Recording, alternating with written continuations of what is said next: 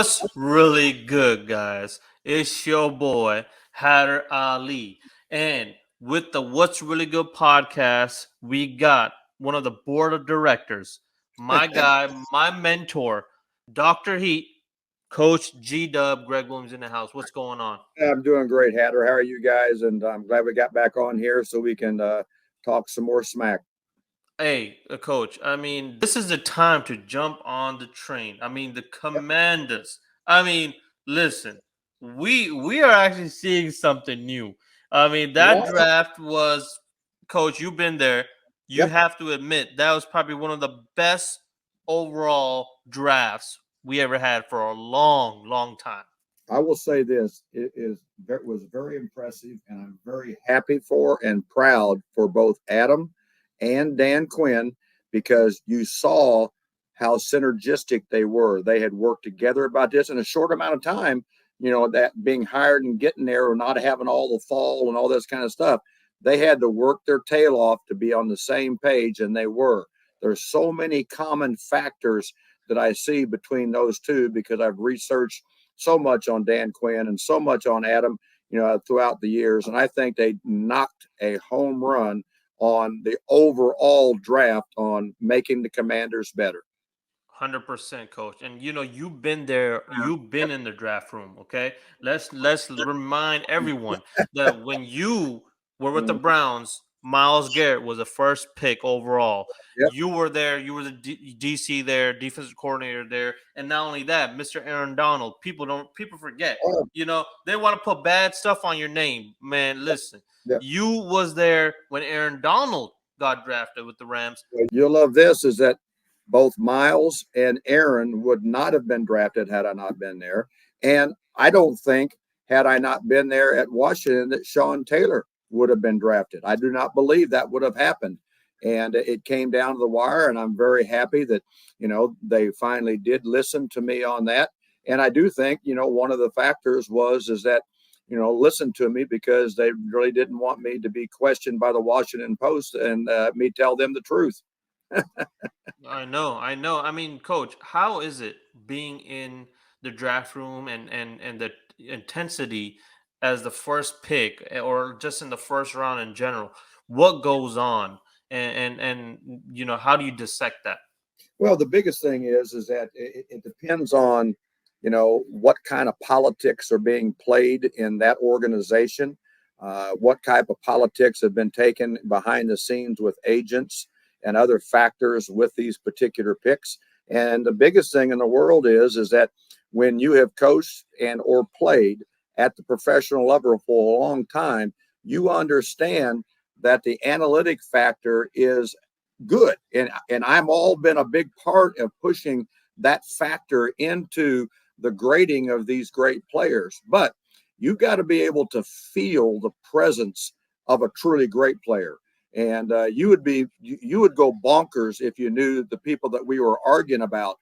They're going to draft Mitch Trubisky over Myles Garrett. They're going to draft, and I won't even bring up the name, on Aaron Donald. And then the same thing with Sean Taylor.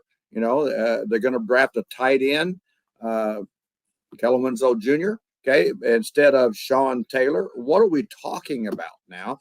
This is not the kind of player that you win championships with. I think Dan and I think Adam did a great job of being on the same page and then having that voice with the rest of the staff. And they listened to the staff on all the different things and then combine that with the scouting department. And it wasn't just football. It wasn't just scouting. It was a combined effort. And I think they did a great job. Most definitely, coach. It was unbelievable, and we are finally on the right path. And now here we are for what everyone was waiting for, our grades for our Commanders players this year's draft. So let's go last pick to the first pick. All right. So round 7, pick 222, we picked up and drafted Javonte Jean-Baptiste, okay?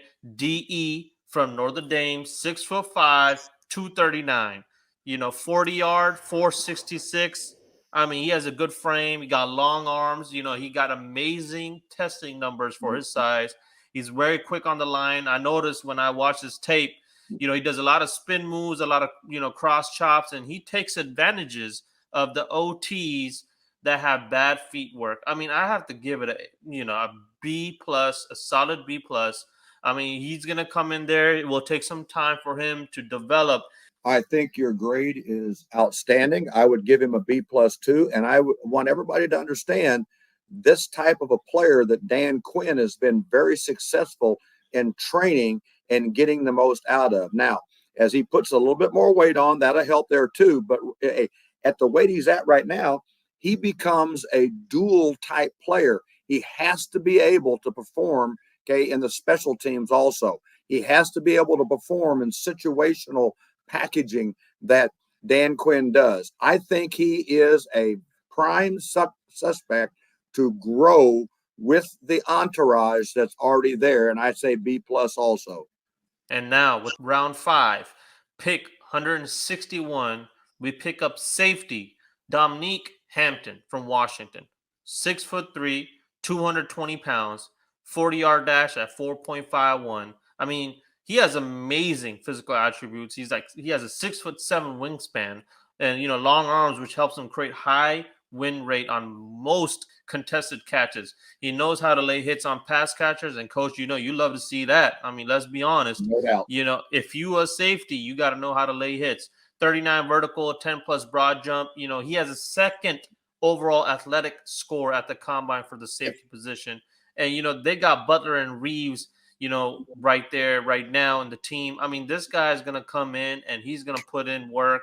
All about safeties. 6'3" is a great, great high for that. I'm going to give it an A, solid A minus.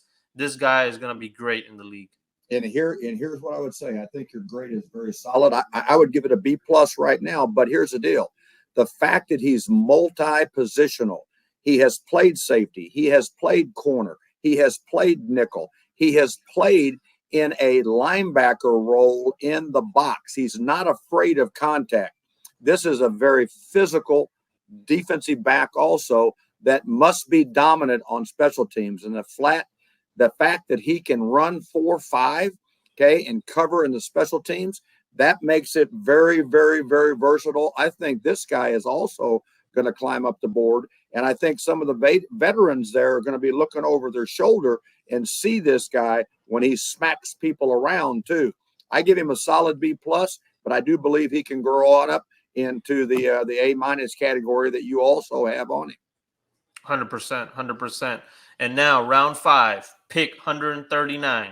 We pick up Jordan Magee, linebacker from Temple, 6'3", 225 pounds, 40-yard dash at 4.55. Okay, first overall athletic score for the linebacker in this draft and is ranked top 5 linebacker for the 2024 draft. 2023 second team all AAC, led his college team in tackles for multiple years and was a team captain. And I noticed he finds gaps very quickly and he constricts spaces for the running backs. And he's a hometown kid from Maryland. I mean, listen, coach, everything about linebackers. You have seen and coached legendary Hall of Fame linebackers. I mean, this guy at a 6'3" for a linebacker and running at 4.55. I got to give it a solid A. I would have to say that I put it right at an A minus. So we're very, very close on what we're doing. And the fact you said something that was very good, on how he slips gaps and that kind of stuff. And remember this, the nerdy kind of coaches that have really pissed me off in my whole career are the ones that work so long and hard on telling these guys how to fit on a block. If you ask Ray Lewis about fitting on the block, he would say this because he's heard me say this. It's about fitting on the ball, not the block. Can you slip the block? Can you fake the block? You only engage the block when you cannot engage the ball. This guy has got that anticipatory reflex to where he'll slip blocks in that way. The fact that he will knock your lights out too, he's going to be a very good addition on the special teams. And I do believe people are going to be looking over their shoulder at him when they give him a chance to play. And you watch it, when he first gets there, he has very good instincts and anticipation, and he understands about being around the ball. I have him as an A minus.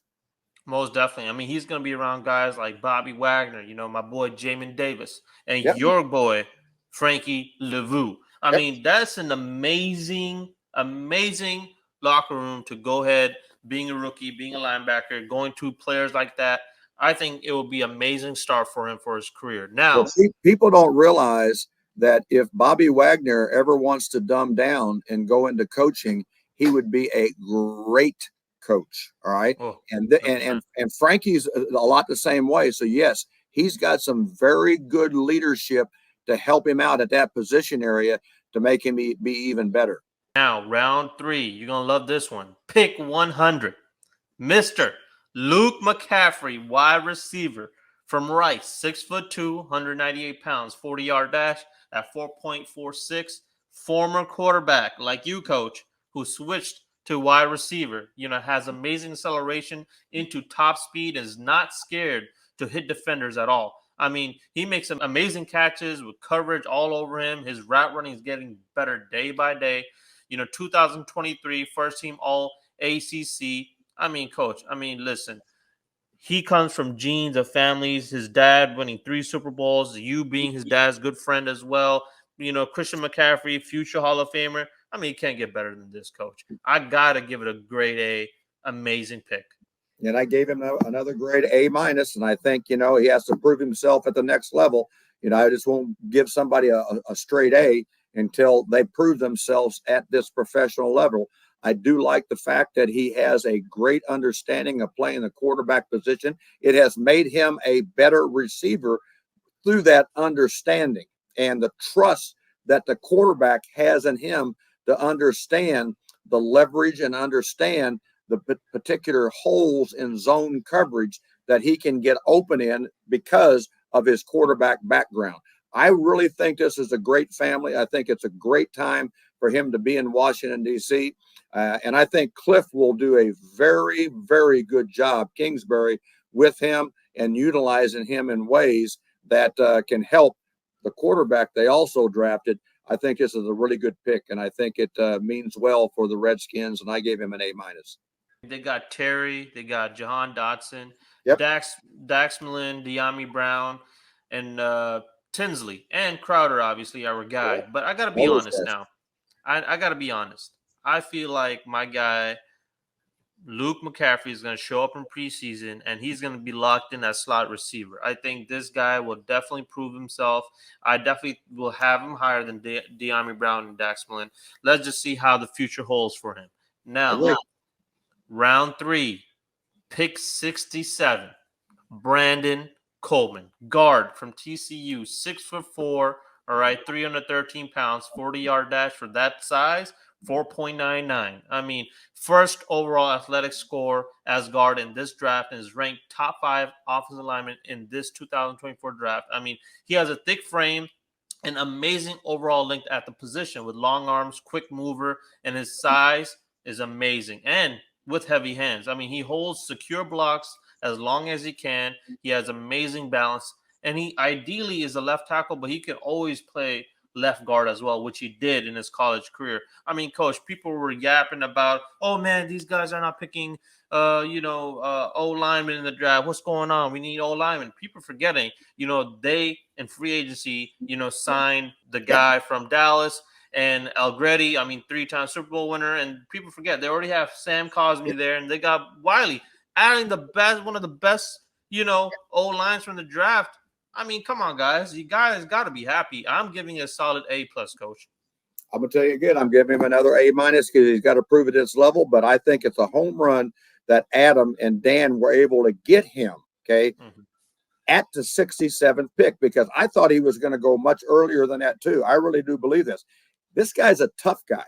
I mean, you got to have toughness on the offensive line. He has been tough his whole life, but he's multi-positional there too. And you brought that up, being a left tackle, left guard. And don't think that he can't play on the right side, okay? Don't think that he can't do that right there too. When he locks down and they lock him down into a position area that he's going to be a starter, great. But he is a quality player that you have to have as a rookie if he doesn't start to play more than one position. He can do that. I gave him a very solid A minus, but watch out. He's going to move up quick. 100%. Everyone's going to love this one. Everyone's going to love this one. Round 2, pick 53. Ben Sinnott, tight end from Kansas, 6'4", 250 pounds, 40-yard dash at 4.68. I mean, dude, coach, he was a walk-on, top 3 tight end in this year's draft, has amazing route running skills while being quick to go against man coverage. He added over 40 pounds to his frame, and if you watch his tape, his catches, he just catches a damn ball and he bulldozes over people. I mean, he's a great contested catcher, and is not only that, he is an amazing blocker as well. I mean, coach, I got to be honest with you. This guy looks like Chris Cooley, but just a little better than him. I mean, this guy's going to come in. I mean, I've seen his tape. Guy his size, the way he's running routes on there, the way he's bulldozing people, and he can play fullback. He can do everything. I mean, he blocks amazing. I mean, they got Zach Ertz there, and I got to be honest, he's going to be way over Bates. He's going to be way over Turner and Rodgers. I mean, this guy is a solid starter right off the boat. I got to give it an A+, coach.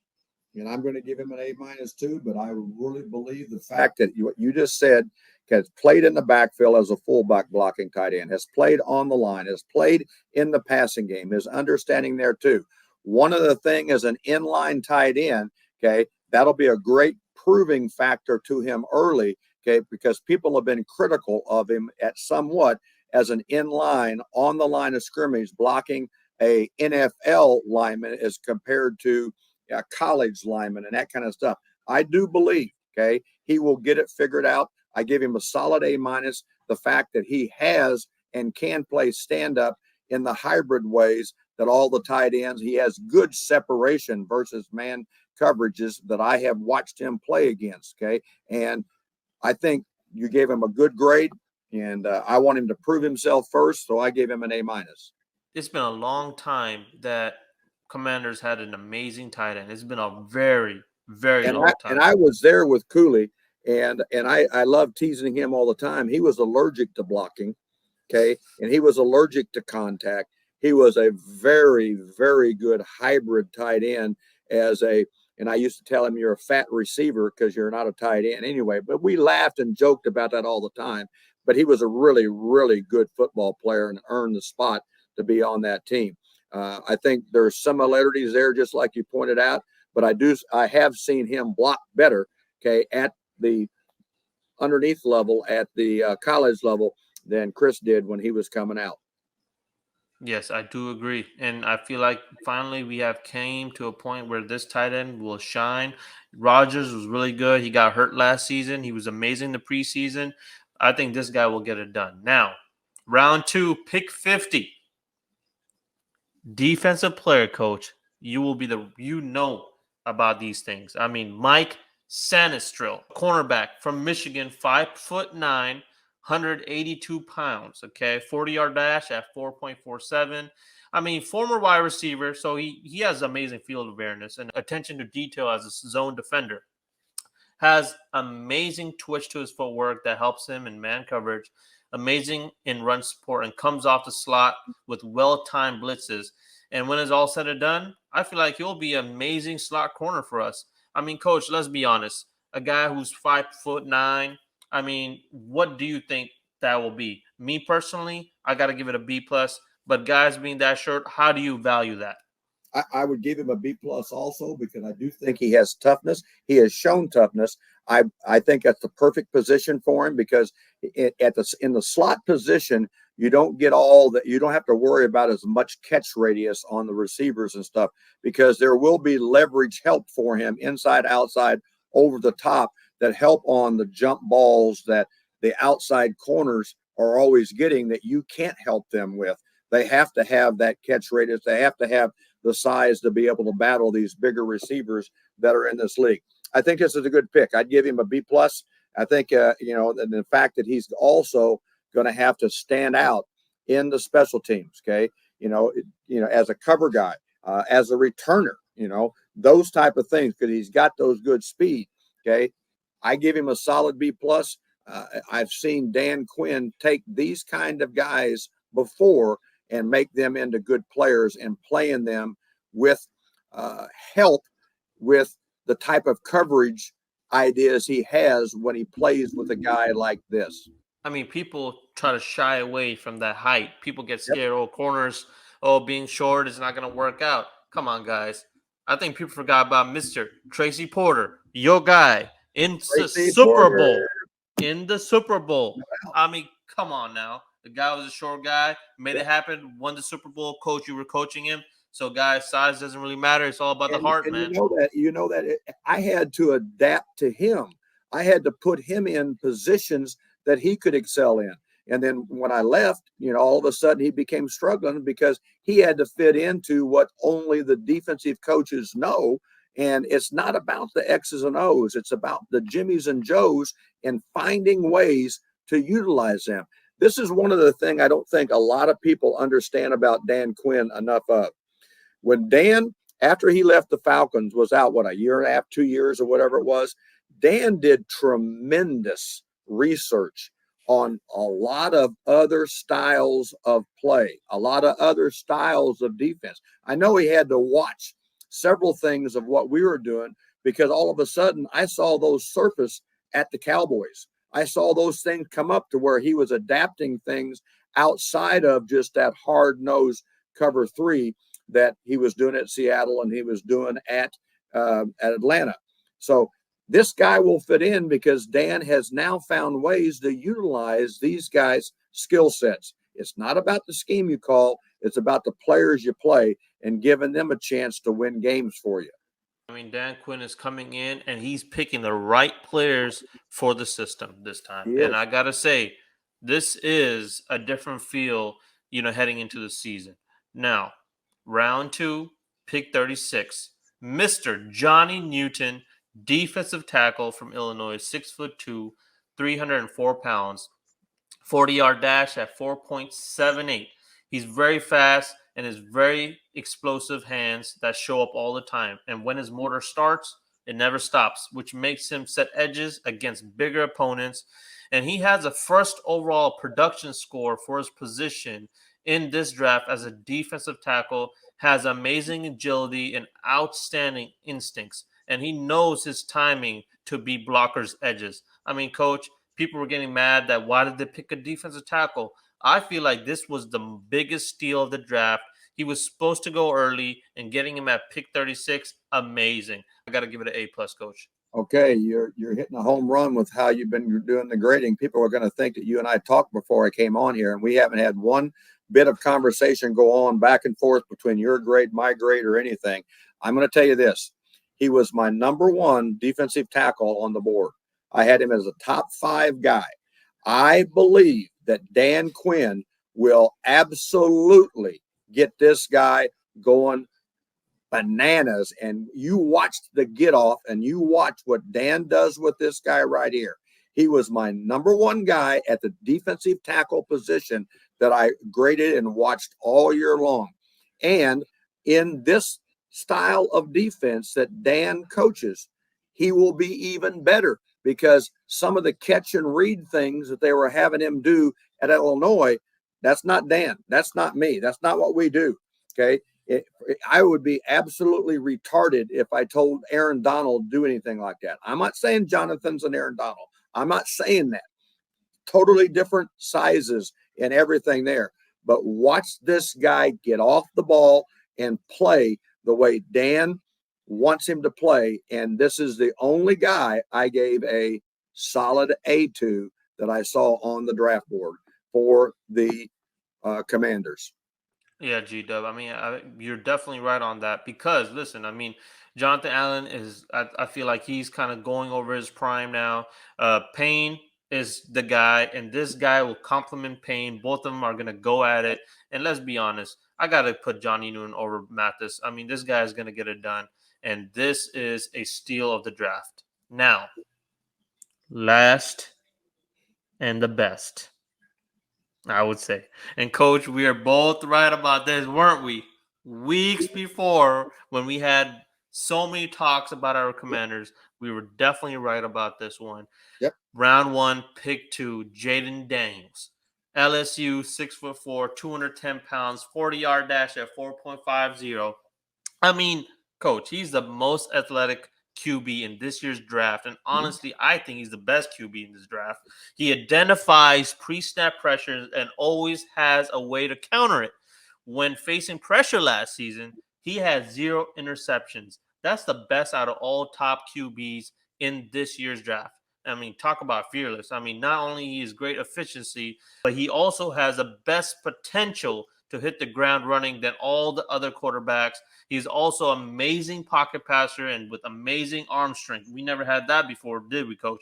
I mean, he has over 12K passing and 3K rushing in his college career and over 120 combined touchdowns. He had 40 touchdowns last year. I mean, let's begin with his trophy, shall we? I mean, it's going to take a long time. So let me go ahead, sip a little water. Because these trophies, they're going to get your mouth dry. I mean, Johnny Unitas Golden Arm Award, Davey O'Brien Award, Walter Camp Award, Manning Award, AP College Football Player of the Year, Heisman Trophy winner. Coach, this guy is the guy, and I feel like this is finally the dude that will be the franchise quarterback for our Commanders in the future. I have to give it an A+, Coach. And I gave an A-, and the reason I did, okay, because I had him as the best guy in the draft also at that position, will be he must stay healthy. And now, his total body frame is a little bit lighter than some of the guys that are going to stay healthy for a long period of time. Lamar Jackson had to figure that out. He has to understand it's time, it's okay, to take a dive, to go down, eliminate the contact, because every single player in the National Football League can flat out run. Okay, he's not going to be faster than everybody like he was at LSU, like he was in college, but his accuracy, his understanding conceptually of what the defense is doing and how to go about attacking it. I think he is very instinctive. I think he has great anticipatory skills. I think he throws the ball with a zip coming out of his hand. I think he has a bigger and longer arm than people have had a chance to watch him do. My number one concern is you must stay healthy. And you must understand that when you're buying more time outside the pocket, okay, get down, don't take contact, because it's important to be healthy for 18 games, 17 games, 16 games. You got to be healthy all the time. And the great Hall of Fame quarterbacks, the great franchise quarterbacks are the ones that are there every single week. And you can ask Peyton Manning, you can ask, all those guys, Eli, you can ask, Tom Brady and all those kinds of, not the mobility there, but the mobility of a Lamar Jackson. It's important to be there every single week. I gave him an A-. And Coach, like you were saying, health is key. And now, us Commander fans, we always have to have conspiracy theories, shall we? Right after the draft. Undrafted pick, quarterback Sam Hartman. I mean, this guy from Notre Dame is not a joke now. It's not a joke. I agree. And now, as this conspiracy theories flashback, let's take a flashback to 2012. Second pick, Heisman Trophy, Robert Griffin. Later on, we picked up Kirk Cousins. What happened there? Here comes a conspiracy theory. Now, I'm not saying this guy is gonna be a redo and the whole bad juju. Let's throw that in a box, shall we? But I'm just saying everything needs to be earned. And Jayden Daniels in here. Let's hope the best for his health and best for his career. And everything must be earned, because in order to get the respect from all the big-time contact players that are protecting this quarterback, he has to earn the responsibility. He has to earn the credit to be the leader and the quarterback on that team. And again, one more time, anytime you watch offensive linemen after a sack walk away from the quarterback and not help him up, there's some stuff going on behind the scenes where there is no respect for the guy that they're protecting. Jayden's done a very good job his whole career in doing that. But It's about earning the position. And just because you were drafted number 2 overall in the first round, it's not your spot. You got to go out and earn it. 100%. And this is a sleeper guy talking about earning a spot. This is a sleeper that we signed undrafted, okay? Wide receiver from Georgia, Marcus Rosemy-Jackson. I mean, coach, you know it's all about catching the ball. I mean, a wide receiver catching the ball. He has 10-inch hands. Yep. Even Calvin Johnson don't got 10-inch hands. Yep. This guy only dropped 2 passes in 4 years. So Commander fans out there, this guy is a sleeper. He will make the team, and he's going to be one of the amazing players, I would say, for our team upcoming season. And in the preseason, he's going to show out. I agree with you on that. And Kirby Smart, the head coach at Georgia, and I are very close friends. He said in my meetings at the at the Redskins, he said at my meetings at the Saints and at the Rams and all that kind of stuff in the background and stuff. I've stayed close with him. He thinks the world of this young man. Okay, and the way that Kirby goes about coaching, okay, he thinks that he's going to have a very good career at this level. And I think you picked another a big time addition that's going to help the Commanders, okay, this year. Now, guys, that is it with our Commanders draft pick grades. Me and Coach G-Dub will be back. We will have a Los Angeles Rams where he was a former coach of. We will have a breakdown for that team with a special guest that he coached during his tenure there. Now, everyone out there, be safe and don't forget to subscribe to the FFL. Here it is, the What's Really Good podcast with Heather Ali and one of our board of directors, my mentor, Coach G-Dub. You want to sign out? Ready, break. Come get Come some. get some.